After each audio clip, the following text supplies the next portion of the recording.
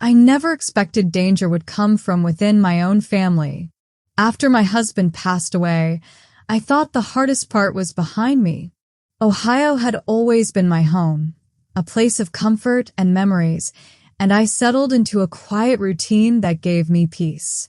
Days were simple, morning coffee by the window, tending to my small garden, and afternoons spent reading letters from old friends. Life felt manageable, even in the silence left by his absence. When my daughter-in-law moved in, she said it was to help me, to make things easier. At first, I welcomed her presence. It was comforting to have someone around, someone to share a meal with, to talk to about the little things.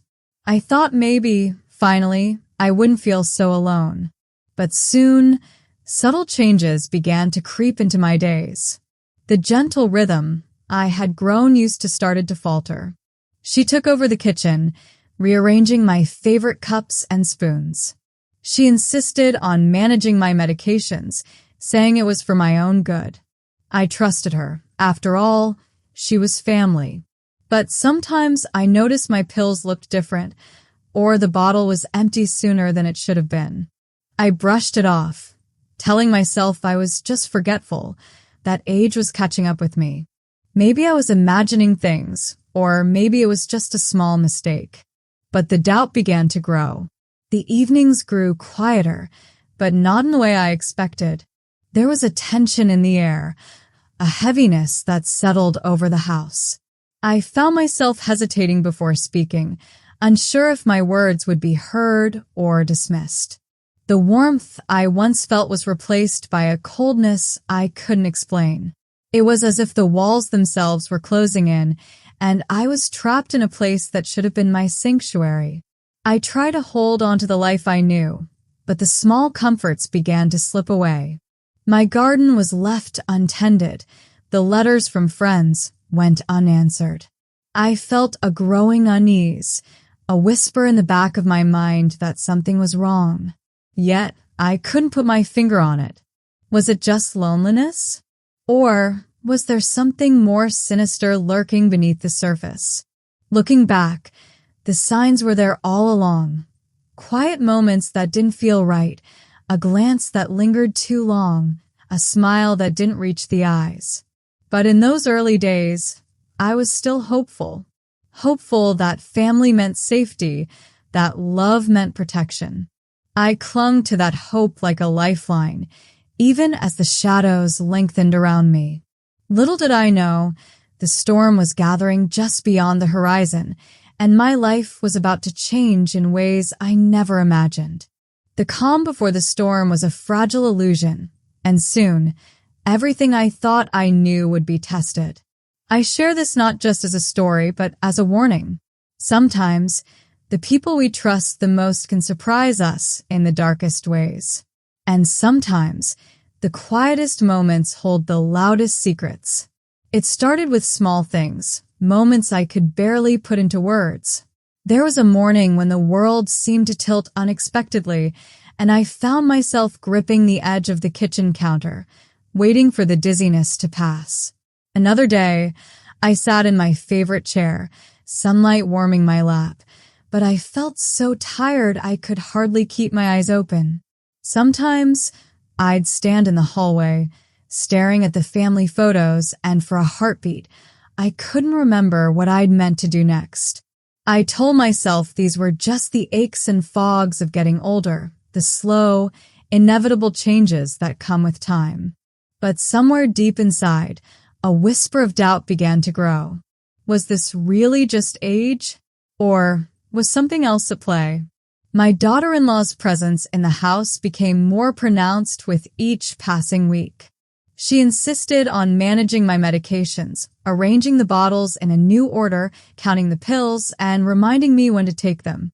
At first, I was grateful for her help. It was easy to let someone else handle the little details. But soon, I noticed the bottles seemed lighter than they should have been, and sometimes the pills looked different, shapes and colors I didn't remember.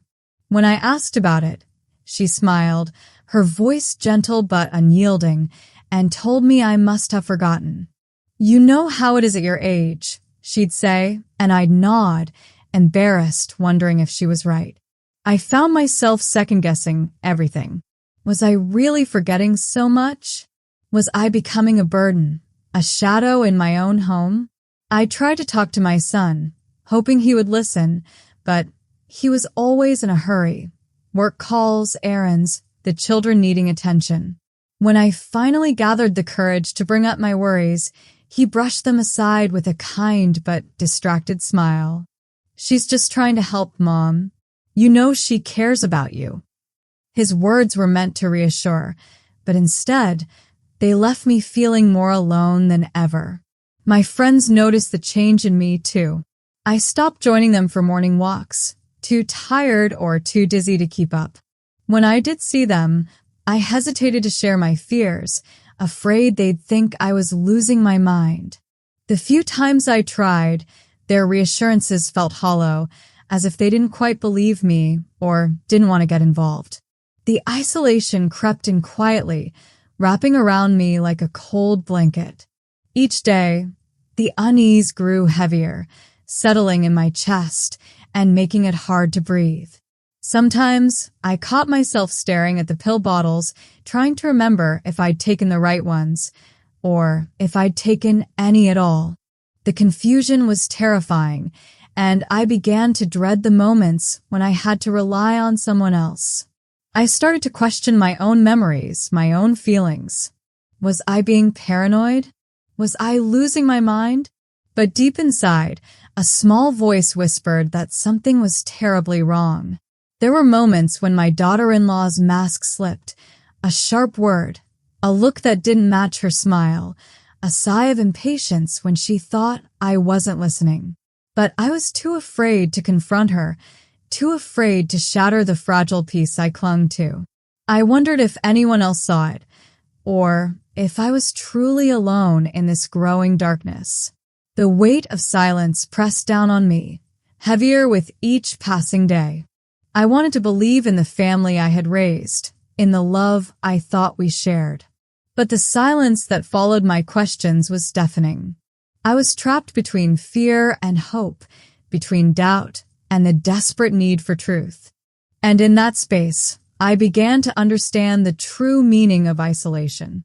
Yet, despite the fear, a flicker of determination began to burn within me. I knew I couldn't stay silent forever. I had to find a way to protect myself, to reclaim the life that was slowly slipping away. It was the little things that finally made me stop and pay attention. One day, I reached for my pill bottle, only to find it nearly empty when it should have lasted weeks longer. I thought maybe the pharmacy had made a mistake, or perhaps I had taken an extra dose by accident. But then it happened again, and again. The refills didn't arrive on time, and the pills inside looked different, some crushed, some missing entirely. Each time, I felt a growing knot of unease tighten in my chest.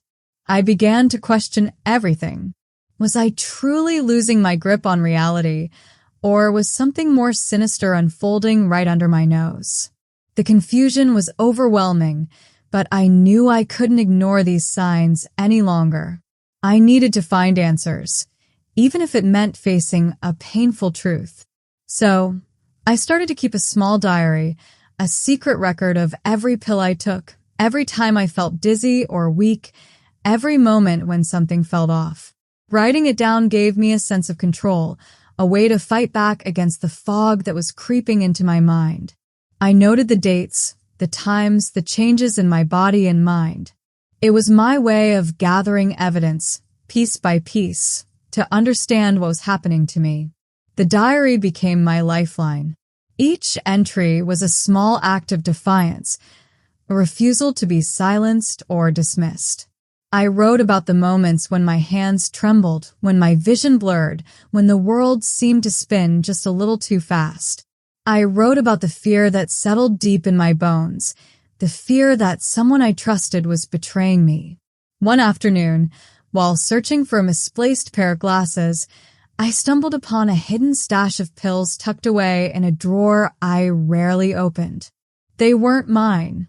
They were extra doses, some crushed, some whole, all hidden from me. My heart pounded as I realized the truth I had been too afraid to face. The betrayal was no longer a whisper in the shadows. It was a glaring reality.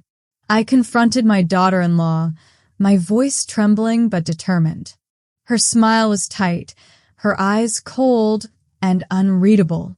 She brushed off my concerns with a wave of her hand, telling me I was imagining things, that I was being paranoid.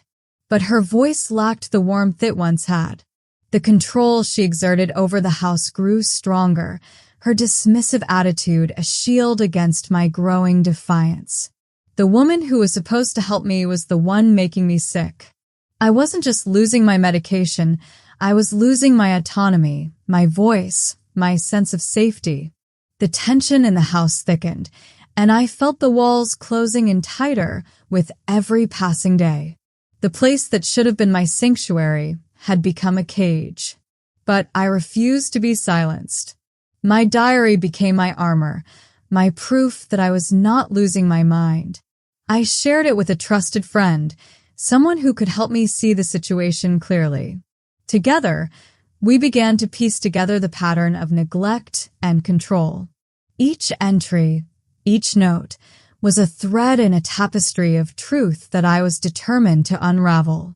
The more I documented, the clearer it became that this was no accident. It was deliberate, a calculated attempt to weaken me, to keep me dependent and powerless. The stakes were higher than I had ever imagined, and the danger was real. I realized that I was fighting not just for my health, but for my very life. Yet, in the midst of fear, a spark of courage ignited. I realized that knowledge was power, and by uncovering the truth, I could take back control of my life. The discovery was painful, but it was also the first step toward reclaiming my freedom. Every day, I found myself watching her more closely, trying to catch the smallest slip, the tiniest sign that would confirm my fears. It was exhausting, but I couldn't stop. My mind raced with questions. Why would she do this? What did she hope to gain? Was my son aware of any of this? The uncertainty gnawed at me, but it also fueled my determination. I began to notice how her tone changed when I asked simple questions about my health. There was a sharpness beneath her words, a coldness that hadn't been there before. She would smile, but her eyes told a different story, one of impatience, even disdain. It was as if I had become an inconvenience, a problem to be managed rather than a mother to be cared for. The house felt less like a home and more like a stage where I was constantly being watched and judged. I felt stripped of my dignity, reduced to a patient under constant surveillance. The very person who was supposed to protect me was the one who made me feel most vulnerable. One evening, after a particularly difficult day, I sat down with my diary and wrote about the loneliness that had settled over me. I wrote about the fear that I might never be believed, that my voice would be drowned out by the very people who were supposed to love me. But I also wrote about the flicker of hope that kept me going, the hope that by speaking my truth, I could find a way out. I realized that this was not just a battle for my health, but a fight for my identity. I was more than a patient, more than a victim. I was a woman with a story, with strength, with a will to survive. And I was determined to reclaim my life, no matter the cost. The discovery of the hidden pills was a turning point, but it was also a moment of clarity. It showed me that I was not alone, that my fears were valid, and that I had the power to take action. It was the moment when the fog began to lift, and I could see the path ahead more clearly. I share this part of my journey to remind you that even when the signs are subtle, they are worth paying attention to. Trust yourself, keep a record, and don't be afraid to seek help.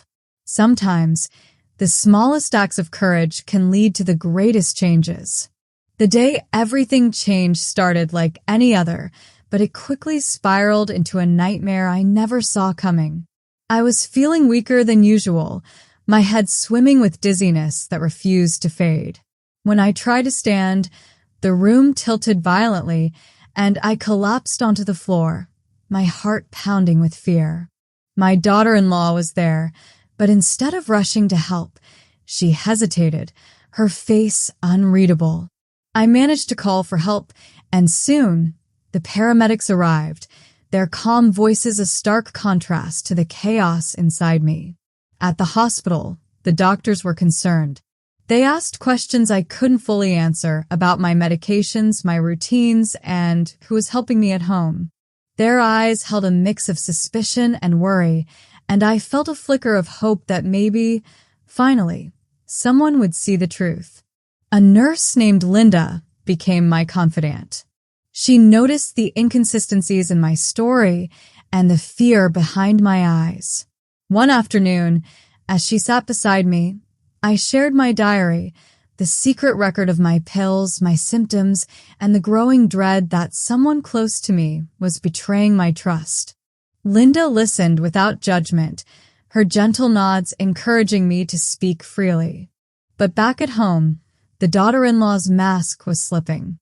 When I confronted her about the hospital visit, she was quick to spin a story, blaming my forgetfulness and painting me as difficult and paranoid.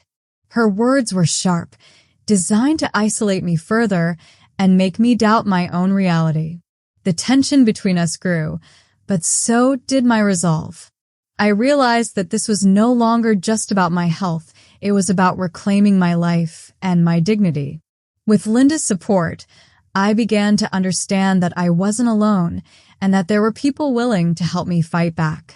The road ahead was uncertain and frightening, but for the first time in a long while, I felt a spark of hope. I was no longer a silent victim. I was a woman ready to stand up, to be heard, and to take control of my story. Each moment in that hospital room was a battle between fear and courage. I thought about my late husband, the life we built, and the family I had trusted. How had it come to this? The very people I loved had become the source of my pain. But Linda's presence was a lifeline, a reminder that not everyone had turned away. She helped me see that my voice mattered, that my story was worth telling. I clung to that hope, even as the daughter-in-law's lies tried to drown it out. I knew the fight ahead would be long and hard, but I was ready to face it. For the first time, I felt the strength to reclaim my life, piece by piece, day by day. The hospital room was cold, but Linda's kindness warmed the space around me. She didn't just see me as a patient. She saw me as a person, a woman fighting to hold onto her dignity. We talked for hours, and with each word, I felt the weight of loneliness lift just a little. She helped me understand that what I was experiencing wasn't just forgetfulness or confusion, it was something more serious. Her belief in me was a balm to my wounded spirit, a reminder that I wasn't invisible. Meanwhile, my daughter-in-law's efforts to cover up her actions became more desperate. She called friends and family, spinning tales to make me seem unstable, to isolate me further. Her gaslighting was subtle but effective, planting seeds of doubt in those around me. I could feel the walls closing in, but Linda's support was a lifeline I clung to fiercely. I began to realize that this was a battle not just for my health, but for my very identity. Every day, I gathered strength from the small victories, the moments when someone believed my story, when a nurse checked in on me with genuine concern, when I found a new resolve to speak out. I wasn't just surviving. I was beginning to fight back. The fear was still there, but it was tempered by a growing courage. I knew the road ahead would be difficult, filled with challenges and setbacks, but I was no longer alone. With Linda by my side, I felt ready to face whatever came next. This turning point was more than a health crisis. It was the moment I reclaimed my voice, my power, and my life. And though the journey was far from over, I was determined to see it through, no matter the cost. I knew that speaking out would not be easy, but silence was no longer an option. This was my life, my story, and I was ready to fight for every moment of it. When the weight of suspicion grew too heavy to bear alone, I reached out for help, my voice trembling but determined. It was one of the hardest decisions I'd ever made, admitting that something was deeply wrong within my own home. The fear of not being believed, of being dismissed as confused or forgetful, nearly silenced me. But I pressed on, and soon Adult Protective Services became involved, followed closely by law enforcement. Their presence brought a strange comfort, a sense that, at last, the truth might be uncovered and justice might be possible. The investigation that followed was both thorough and relentless. Officers and social workers entered my world with careful questions and gentle persistence. They listened as I described the missing medications, the unexplained fatigue, the subtle but growing control my daughter-in-law had over every aspect of my life. Each detail I shared, every page of my secret diary, became a piece of a larger puzzle. They asked about my finances, my daily routines, and the changes I'd noticed in the house. With each conversation, the web of neglect and manipulation began to unravel. My diary, once a private lifeline, became crucial evidence. Investigators examined pill bottles, scrutinized prescription records, and spoke with my neighbors, friends, and even the pharmacy. Patterns emerged, refills that never arrived, money quietly siphoned from my accounts, signatures that didn't match my careful hand. The daughter-in-law's carefully constructed facade began to crack. Her motives, once hidden behind smiles and reassurances, were laid bare: greed, a hunger for control, and a chilling disregard for the family she was meant to protect. As the truth came to light, my emotions surged in waves. There was fear, still sharp and raw, as I realized how close I had come to losing everything. But there was also vindication, a deep, almost painful relief that I was not losing my mind, that my instincts had been right all along. Anger burned within me, not just at her betrayal, but at the loneliness and isolation I'd endured. I grieved for the trust that had been shattered, for the sense of safety I'd lost in my own home. The process was not easy. There were moments when the investigation seemed to move at a glacial pace, when the waiting felt unbearable. Sometimes, I questioned whether justice would ever truly be served. But each step forward, no matter how small, was a victory. The officers and social workers treated me with respect and compassion, reminding me that my story mattered and that I was not alone. Word of the investigation spread quietly through the community. Friends and neighbors reached out with kind words, hot meals, and offers to sit with me when the nights felt especially long. Their support was a balm to my wounded spirit, a reminder that even in the darkest times, there are people who care. I found myself sharing my experience with others, hoping my story might help someone else recognize the warning signs and find the courage to speak up. The investigation ultimately revealed a pattern of neglect and financial exploitation that went beyond anything I could have imagined. My daughter-in-law's actions were deliberate and calculated, her intentions rooted in inheritance and a need for control. The evidence was undeniable, and she could no longer hide behind her mask of concern. For the first time in months, I felt a sense of closure begin to take shape, a belief that justice, though slow, was real. Looking back, I realize how important it is to trust your instincts, to speak out even when your voice shakes. This chapter of my life is a testament to the power of community and the necessity of vigilance. If you suspect a loved one is suffering in silence, don't turn away. Sometimes, the signs are subtle: a missed refill, a change in mood, a growing sense of isolation. But those signs matter. And when you act, you become part of the light that pushes back the shadows. Justice is not always swift, but it is possible. Sometimes, It starts with a single voice refusing to be silenced, a community willing to listen, and the courage to demand the truth. My journey through fear, vindication, grief, and anger has shown me that even in the face of betrayal, hope and healing can be found. And by sharing my story, I hope to encourage others to look closer, ask questions, and protect the vulnerable among us. The aftermath of the storm was a mixture of relief and lingering pain. The daughter-in-law faced legal consequences that I never imagined would come to pass. A restraining order was put in place, and charges were filed against her. The court mandated counseling, a step that felt like a small victory in a long battle. It was a moment of justice, but also a reminder of the wounds that would take much longer to heal. Physically, I began to recover slowly. The fog that had clouded my mind started to lift, and the dizziness that once gripped me loosened its hold. Each day brought small improvements, but the journey was far from easy.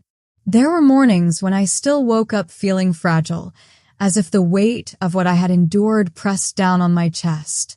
But with every step forward, I reclaimed a little more of myself. Emotionally, the scars ran deep. Trust, once broken, is not easily mended. I found myself hesitant to open my heart again, wary of the shadows that had crept into my life. Yet, with the support of friends and family, I began to rebuild the bridges that had been burned. Their patience and kindness were like gentle hands guiding me back to a place of safety. I learned to forgive, not to forget, but to free myself from the bitterness that threatened to consume me. Socially, I reconnected with the community that had rallied around me during my darkest days. Their kindness was a balm to my spirit, reminding me that I was not alone. I started attending local gatherings, sharing my story when I felt strong enough, and listening to others who had faced their own battles. This connection became a source of strength, a reminder that healing is often found in shared experience. I discovered that vulnerability could be a bridge, not a barrier. Reflecting on the trauma, I realized how much I had grown. The pain was undeniable, but so was the resilience that had carried me through. I learned that vulnerability is not weakness, but a doorway to strength. I discovered the importance of trusting my instincts and speaking my truth, even when it felt impossible. These lessons became the foundation of my new life. There were days when the memories still haunted me, when the fear and sadness threatened to overwhelm. But I faced those moments with courage, knowing that healing is not a straight path. It is a journey filled with setbacks and triumphs, tears and laughter. I allowed myself to feel, to grieve, and to hope. I found solace in small joys, a warm cup of tea, the laughter of a grandchild, the quiet beauty of a sunset. These moments reminded me that life, even after pain, holds light. My family, too, began to heal. Conversations that were once too painful to have slowly became possible. Trust was rebuilt, not all at once, but in small, meaningful steps. We learned to listen, to understand, and to support one another in ways we hadn't before.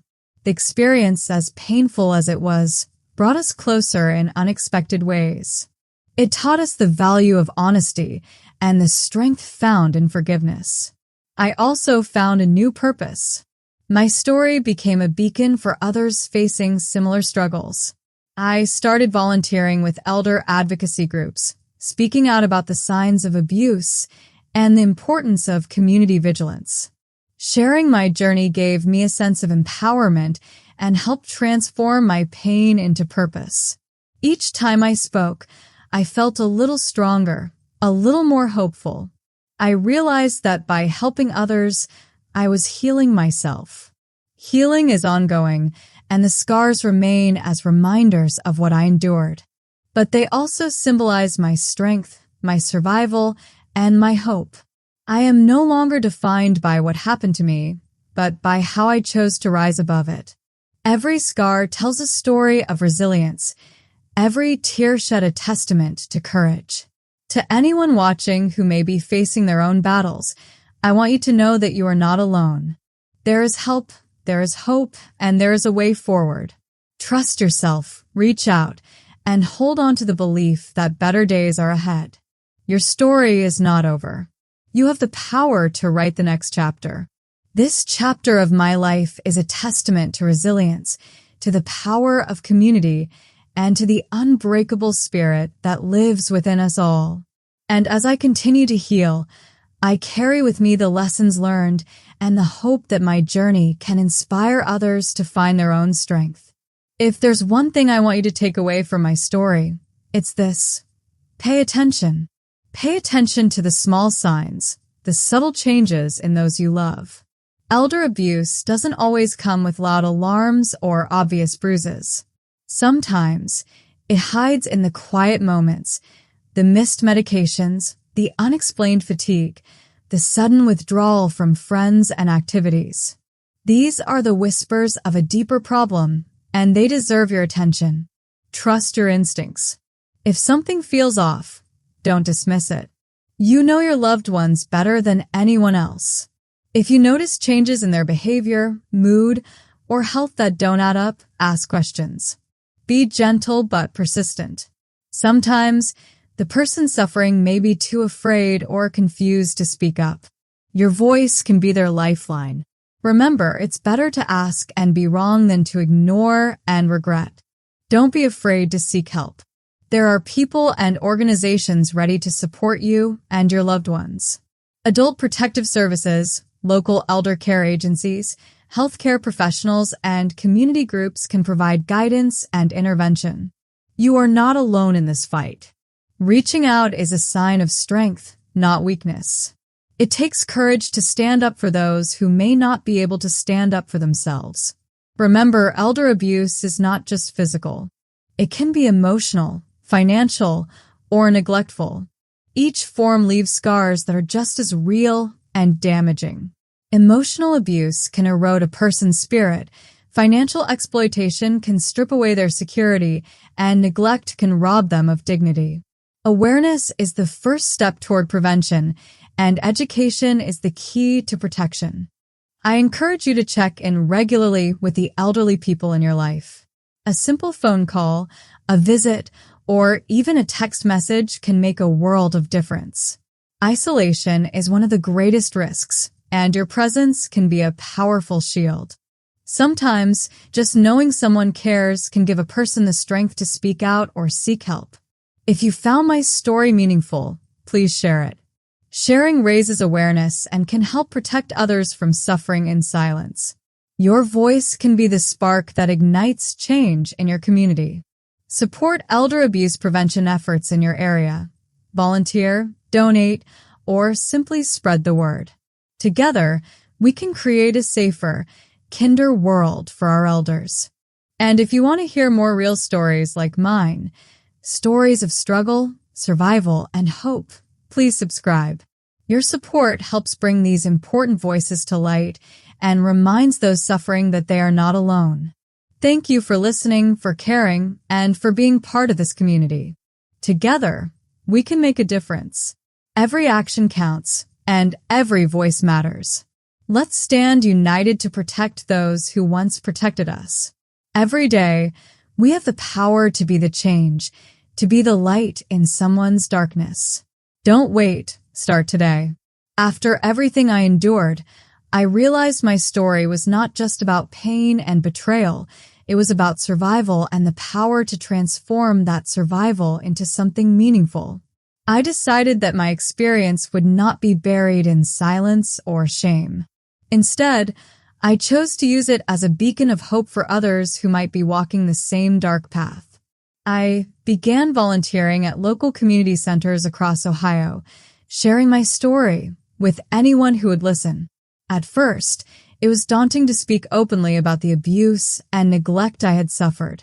But with each conversation, I felt a growing sense of purpose. I saw the faces of others who had been silenced, who carried their own burdens of fear and isolation. My words became a bridge, connecting us in shared understanding and strength. One of the most powerful moments came when a small group of survivors approached me after a talk. They shared their own stories, their pain, and their hope. Together, we formed a support group, a safe space where voices could be heard without judgment, where healing could begin. This group grew steadily, becoming a community of resilience and empowerment. My advocacy extended beyond just sharing stories. I worked with local elder rights organizations to raise awareness about the signs of abuse and the importance of vigilance. We organized workshops, distributed educational materials, and partnered with healthcare providers to ensure that elders received the care and respect they deserved. It was a collective effort, fueled by the belief that no one should suffer in silence. Through these efforts, I saw change ripple through the community. Neighbors began checking in on elderly residents more regularly. Families became more aware of the subtle signs of abuse. Local authorities took reports more seriously, and resources for elder care improved. It was a reminder that even one voice, when raised with courage and conviction, can spark a movement. Reflecting on my journey, I am filled with a profound sense of gratitude. I survived the darkest chapter of my life, but I did not stop there. I chose to rise, to transform my pain into purpose, and to help others find their own strength. My story is no longer just mine. It belongs to every person who has faced adversity and refused to be broken. I often think about the woman I was before all this happened, the quiet, trusting soul who never imagined danger could come from within her own family. That woman is still inside me, but she has grown stronger, wiser, and more determined. I am no longer a victim. I am a survivor and an advocate. This legacy of strength is what I want to leave behind. A legacy that says no one is alone, that healing is possible, and that every voice matters. I hope my story inspires others to speak out, to seek help, and to believe in their own resilience. If you are watching this and feeling lost or afraid, know that there is hope. You have the power to reclaim your life, to find your voice, and to build a future filled with light. It won't be easy, and the road may be long, but you are not alone. Together, we can create a world where elders are honored, protected, and cherished, where stories like mine are met with compassion and action, not silence and neglect, where every person's dignity is upheld and every survivor's strength is celebrated. I survived, and now I help others do the same. This is my legacy, and it is one I carry with pride and purpose. Thank you for listening, for caring, and for being part of this journey. Let us stand together, united in strength and hope, to make a difference that lasts beyond our own lives. But this journey is not mine alone. It belongs to every person who has faced darkness and found the courage to step into the light. It belongs to the caregivers who tirelessly advocate for those who cannot speak for themselves. It belongs to the communities that refuse to turn a blind eye, that choose compassion over indifference. I have seen firsthand how one story can spark change. After sharing mine, I was invited to speak at local schools where young people learned about respect, empathy, and the importance of standing up for the vulnerable. I met with lawmakers who listened and promised to strengthen protections for elders. I joined forces with other survivors to create awareness campaigns that reached far beyond Ohio. Each step forward was a reminder that healing is not just personal, it is communal.